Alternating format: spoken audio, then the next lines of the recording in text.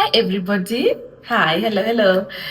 If you're constantly waiting to be blamed, to be attacked, to be criticized, like you are always on alert mode, you're on your toes.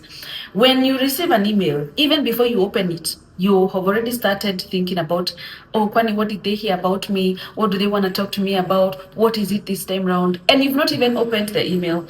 When your phone rings, you start even coming up with ways to defend yourself to whoever is calling you, even before they tell you why they're calling you.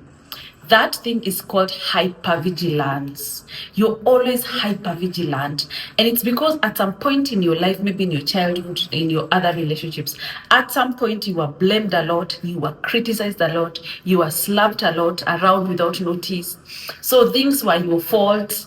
So now you learned to stay on alert mode. So you're constantly on your toes, you're walking on eggshells. And so you're just waiting for the ball to drop. You're just waiting for things to go wrong. We call that catastrophizing, where every little thing, it becomes a mountain. So now that is how you've been living your life. You were criticized a lot, you were blamed a lot. So now even as an adult, you still have that thing of, if someone wants to talk to you, you automatically start thinking of things they'd want to talk to you about, of how they think, ways they'd criticize you. What did I say yesterday? Was it because of this morning? You already just start coming up with creating scenarios in your head that you can use to defend yourself. Even before that person tells you why they want to talk to you, you've already come up with things. This hypervigilance also causes a lot of overthinking because you live in your head. You create scenarios, and those scenarios are not even positive scenarios. Those scenarios are scenarios about things that could go wrong and how things can go wrong. You even cook things in your head that have not happened. You even imagine something bad happening to your child. You even imagine being arrested by the police. You even crying during the day because of things you've invented in your head. So it's a really bad way to live. And another thing, when you grow up in an environment where you are criticized a lot, you're always on the wrong, you are beaten for no reason, you are just not allowed to defend yourself, because your body comes up with coping mechanisms for you to be able to handle and to navigate that environment. You realize you grow up with the same coping mechanisms. So it's very easy for you to have been in such a background and find yourself in the same relationships, even friendships, even the chama members that you're with. They're still criticizing you, they're still blaming you. It's very easy for you to find yourself in the same environment because you already, your body and your brain came up with coping mechanisms to help you deal that time as a child in your childhood. Now, those are the coping mechanisms you're using in the same toxic situations, in your relationships with men, in your friendships, in your interactions. So that hypervigilance thing is a really terrible way to live because it robs you of the little joys. It robs you of peace and calm. It robs you of the little everyday surprises. You know, life is a surprise and things will happen even beyond our control. It robs you, it keeps you in a state of limbo, in a state of you're on your marks, you're ready to go.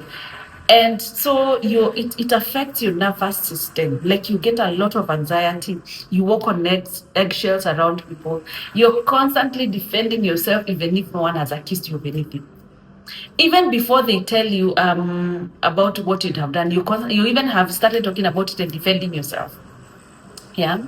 So I would tell you, number one, to be aware of what happened to you. This happened to me in my childhood, this happened to me. And let me say this, I went through the same, and I had hypervigilance whereby I remember even in high school, there's a time our chemistry teacher called me, and initially he had caught me with a ring on this finger, on my, I don't the index finger. And I remember he caught me, he was like, why are you wearing a ring? You're not supposed to wear a ring. And he took it. So the following day he calls me. And when he calls me, automatically I just think, now he has escalated the ring issue. But when I went to his office, when I got to his office, I was like, is it about the ring? I'm so sorry. I didn't know it was a problem. I have not even. And then he was like, no, that's not why I'm calling you. Come sit down. And then now I am so nervous. I'm thinking it has to be something. What did I do? During the last chemistry class, did I make any mistakes? And then he told me, I've called you because you're going to receive an award and you're actually going to become the lab prefect. I was the laboratory prefect when I was in Form 3, and that's how I got the news.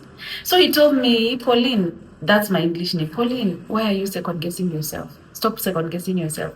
I've called you here because you are I was really good when it comes to chemistry. So he gave me that title, the lab prefect. So I had that thing, and I know I had it even in my relationships. And I used to find myself in relationships that were always also still blaming me, still criticizing me. So I was constantly still trying to defend myself. So the fear was not going away. It was actually getting worse.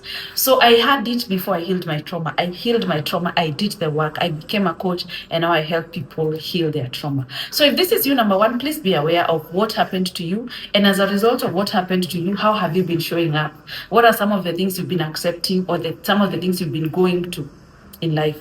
And another thing, please find healing. Come to me if this is you. Heal your trauma. Go to a therapist. Go to someone who can help you. It's a really bad way to live. And the problem is it's contagious because we pass it over to people around us. That's why sometimes you don't there are people we don't like hanging out with because they're too anxious, they're too nervous. They have just endless possibilities of negativity or things going wrong. It's draining that thing. It takes away your energy. It leaves you feeling bad about yourself. And you even end up putting everyone else on a pedestal up there except you. So I just wanted to share that because it comes up a lot in my healing sessions. I went through it myself, and it affects you big time. You don't want to live your life in constant state of fear of things that have not happened, or things that you don't even know about, and even choosing spaces that are hurting you, that are not good for you, because that is what you had to endure as a child. Yeah. So I always leave my contacts here in case you want to work with me, or in case you want me to hold your hand. Yes, and it's good reconnecting with you guys in 2025.